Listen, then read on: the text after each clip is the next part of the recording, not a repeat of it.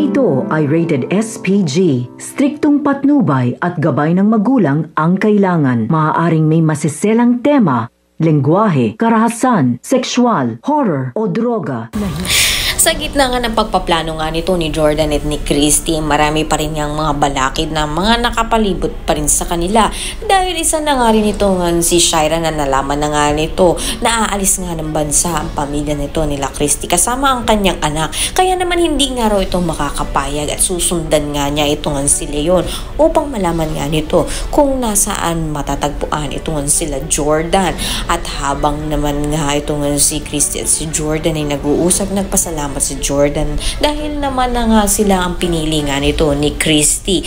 Subalit matapos nga nito pumunta naman nga si Leon dito nga sa bahay nila Christy upang magmakaawa at huwag na nga ituloy ang kanilang plano dahil na nga rin sa kagustuhan nga niyang makapiling pa ang kanyang anak na si Jeremy na hindi niya matanggap ang desisyon nito ni Christy. Dumating si Carmen at galit na galit nga ito na hindi pa rin nga ito totoong nagbabago at sarili lang nito ang kanyang iniisip. Kaya naman pinalayas niya nga ito.